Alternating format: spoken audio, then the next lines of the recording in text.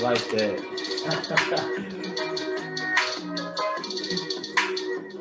Woo! What's good, everybody? Welcome to the Pull Up Show. My name is BJ Matthews, aka B. Just before we get started, follow us on the YouTube page, the Pull Up Basketball Podcast, Spotify, IR Radio, Twitter, TikTok. You know what I'm saying? The Pull Up Basketball Podcast. Like, share, subscribe all of our YouTube videos. Hit that notification bell by the subscribe button. Let's get it popping. All right, y'all. Y'all know what's going on. You guys know what the deal is. Hit that like button. Wipe your feet before you enter this house. You know what I'm saying? Get the notifications out there, all the updated content that we put out there. Make sure you hit that like button, comment. I love y'all. You know what I'm saying? My partner, Rick Masters, we love y'all at the Pull Up Basketball Podcast. We are definitely one big happy family. And we're going to keep bringing out this fire content throughout the rest of the year. So let's get to business. Now, there's certain topics that I feel like are worthy talking about. You know, so many different ideas pop in my head throughout, the day, throughout the week. And some of them I choose not to, talk about right away. And there's some I actually feel like we're about to do right now. I feel like, sharing with you guys. And this is a topic that I don't think many people has even touched on. If I haven't seen this really be compared, or this comparison from any YouTube channel, as a matter of fact. I mean, not in detail, at least.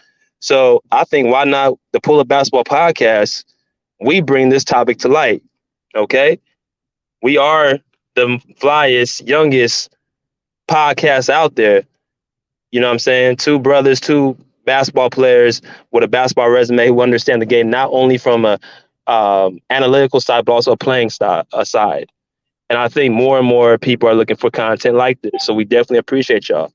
Okay, now let's get into it. Right now we're in a time right now where I feel like the wings. We're in a generation where the wings are the best, the cream of the crop. To win a championship, you need a very, very good wing, or a great wing to win a championship. At one point in time, you need a big center. You don't really need a center anymore to win a championship. Then it became, you need a dynamic, point guard. You know what I'm saying? You think of the point guards, the great point guards, Magic Johnson, Isaiah Thomas, Jason Kidd.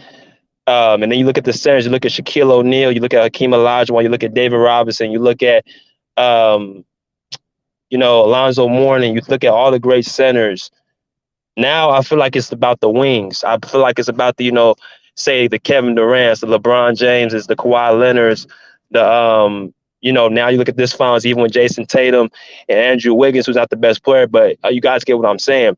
Most of these guys are looking for 6'5" to about 6'8" to 6'9" wings who are athletic, long, who can score and play defense.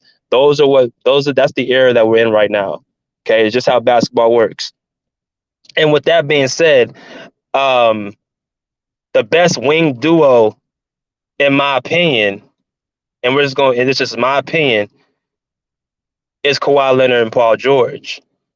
Okay, Kawhi Leonard and Paul George are the best wing defender right now. The best wing tandem. Jayson Tatum and Jaylen Brown are in the NBA Finals right now. They're a young wing duo. Tatum is 24, Jaylen Brown is 25. Kawhi Leonard is 30, Paul George is 31. There's about a 5-6 year age gap between the two. And one duo's in their prime, which is Kawhi and PG. The other two are, approaching their prime within the next couple years. That's Jayson Tatum and Jaylen Brown. But in watching this NBA Finals, there's a lot of things that I caught regarding these four players. Okay, there's a number of things that really caught my eye that I feel like, you know what, we need to get into this and get deeper. I noticed that Jaylen Brown, number 7 on the Boston Celtics, y'all should see on the screen, resembles Paul George a little bit, number 13 on the Los Angeles Clippers. And I think Jayson Tatum, to a degree, has some similarities to Kawhi Leonard. Okay, and I'm going to explain everything when I talk about this, and I'm going to explain what I mean and why. And I hope at the end of this video, you guys will understand where I'm coming from when talking about this subject. So let's get into it. Let's start with Jaylen Brown to Paul George. Okay, let's start with Jaylen Brown to Paul George. Um, if we look at the playing styles of Jaylen Brown and Paul George, obviously Paul George is the better player.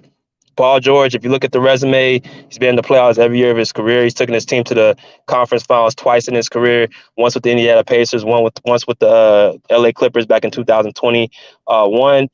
You look at he was an MVP candidate back in 2000. Was it 18? MVP candidate. Has had multiple great All NBA seasons.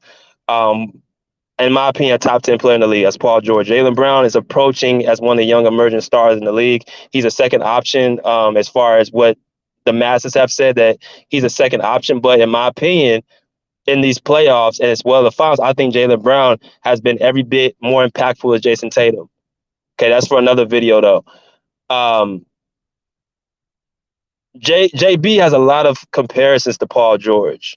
Number one, he has a very, very similar scoring mindset. Okay, very, very aggressive mindset where you're talking about attacking the rim, shooting the three, shooting the mid range. He's slithery with his handle. Um, he's exciting to watch. He also plays elite defense, very good defense, just like PG did in his younger days in Indiana and somewhat in OKC. Y'all know Paul George suffered that nasty knee injury in the Olympics. I can't remember the year, somewhere in the mid 2000s, 2010s. He suffered that nasty Olympic injury in the Olympics where his athleticism didn't go away, but you could see, some of his lateral movement is not what it used to be. Okay, before he injured his knee, Paul George was an elite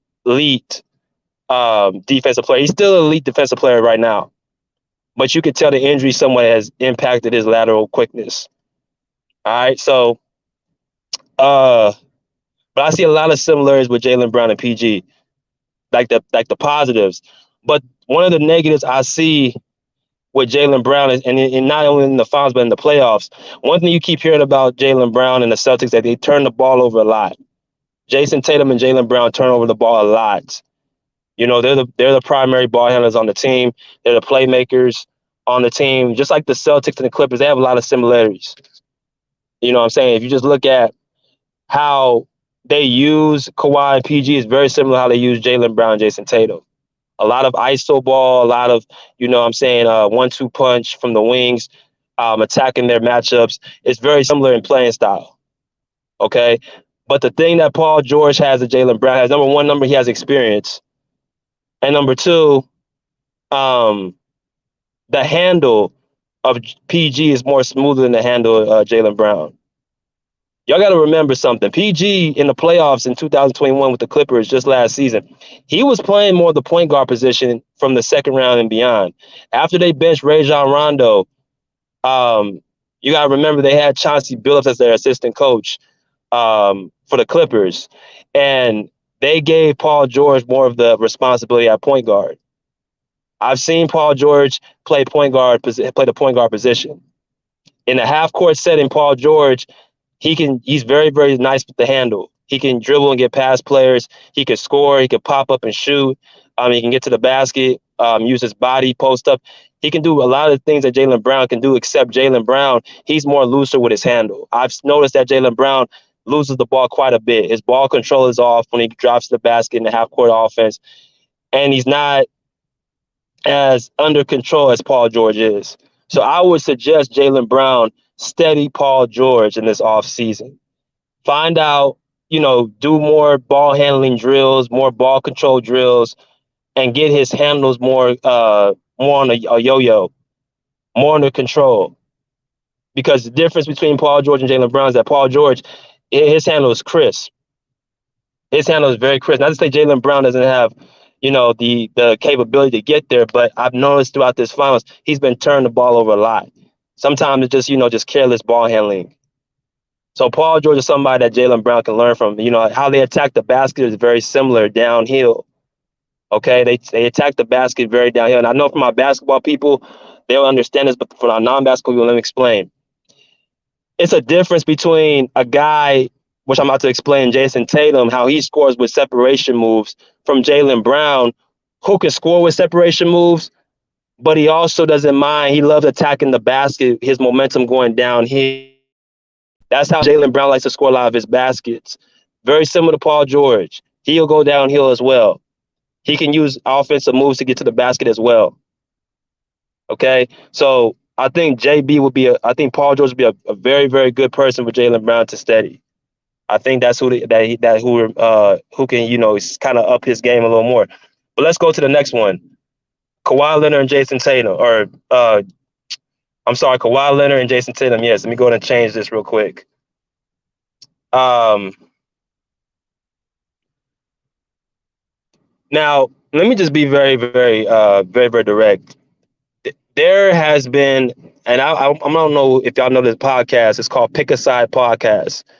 That's Pick a Side Podcast, where they were talking about the matchup between Jayson Tatum and Kawhi Leonard. I'm just like, whoa, whoa, whoa, whoa, whoa. First of all, Tatum is not on Kawhi Leonard's level whatsoever. If you look at what has Kawhi Leonard accomplished from Jayson Tatum, it's not even close. Kawhi Leonard is a two-time champion, two-time Finals MVP, two-time Defensive Player of the Year, multiple All-NBA teams, has led his team to a Finals, has won a championship as the main guy. He was also, we're about to get into, he's an efficient scorer, unlike Jayson Tatum, who is very, very inefficient and very inconsistent. There will be games where he shoots, close to like 30% from the two. You'll never see that from Kawhi Leonard on his watch. Okay? So, I think, again, like I was saying in some of my older videos a few weeks ago, they try to put Jayson Tatum like he's the next Kobe Bryant, and I feel like that's hurting him more than helping him. I think Tatum is somewhat buying into that mindset that he's somewhat the same as Kobe, and he's not. And one of the things that Kobe, usually does is that he used to take a lot of bad shots. Kobe is my favorite player of all time. If y'all don't know, Kobe Bryant is my favorite player of all time. For a lot of the moments that we cheer for Kobe Bryant, the last second buzzer beaters, the turnaround Jays, the behind the backboard shots, a lot of his shots, if you look at it from a logical perspective, they were hard shots to make, bad shots, tough shots, which I'm seeing Tatum is trying in these finals, that he's airballing and missing. And it's causing him to really sink his efficiency numbers. If y'all don't believe me, look at this. All these are right here. These are boxed. I'm going to move this real quick out the way so y'all can see. All these boxes are bad games that Jayson Tatum has shot bad from the field. Look at this. He shot 5 for 16 against Brooklyn in game 2. He shot 2 bad games against Milwaukee in the round 2. He shot 6 for 18 in game 1, 4 for 19 in game 3. Then he goes to Miami, shoots bad from the field, 3 for 14 in game 3. Then he shoots 3 for 17 in game 1 against Golden State. And then I think he shot 9 for 26 in game 4, the game that Steph Curry went off. So if I see this type of box scoring from a player, that's telling me one or two things. Either you're getting shut down by your matchups constantly, or you're choosing to take a lot of bad shots. And when I look at Jayson Tatum with my eyes, he's shooting a lot of step back threes, side step threes, long distance twos, instead of using his length at 6'9" to get to the basket. Okay, Kobe was 6'6", maybe 6'7", but Tatum has at least 2 good inches on Kobe where he doesn't have to shoot so many tough shots. But I think, again, he's fallen in love with this Kobe comparison. He's not Kobe. I don't see nothing really, to be honest with you. I don't see much Kobe and Jayson Tatum from how he plays and, just his mental makeup. But let me get back to the topic at hand. Tatum needs to follow Kawhi Leonard because Tatum, the way he scores his baskets are very similar to Kawhi. Now, I want y'all to go back to what I just said about Tatum, about Jaylen Brown, how he plays. Jaylen Brown gets his baskets going downhill. You know what I'm saying? Likes to get his baskets in transition. Kawhi can do it all. He can score in transition as well. But I noticed with Kawhi, he tends to like to, score his points on separation moves. A lot of between the legs, crossovers, step backs, 15 to 18 footers, post ups. He uses his physical attributes as well as his skill set to take advantage of any matchup possible.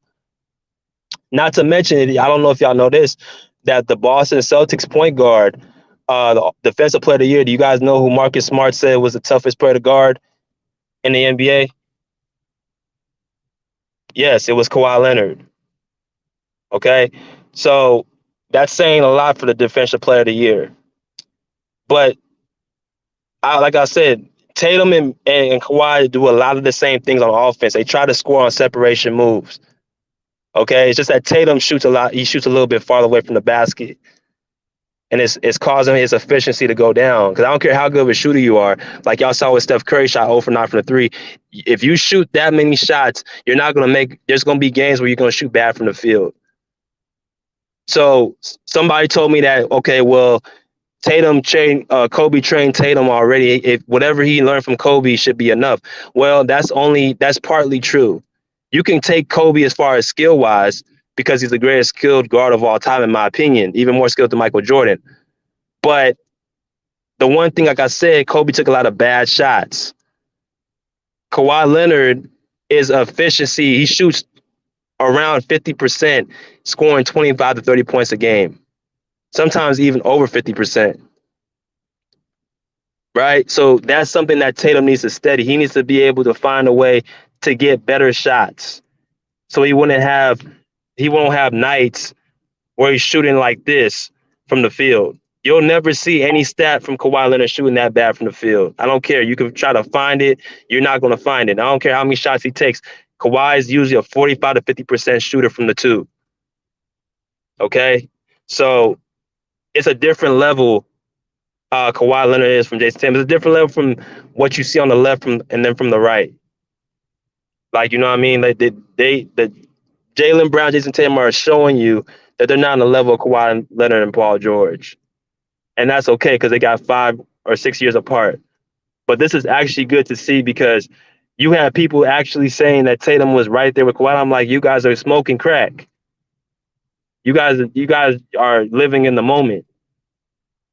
And Jaylen Brown ain't on the level of Paul George.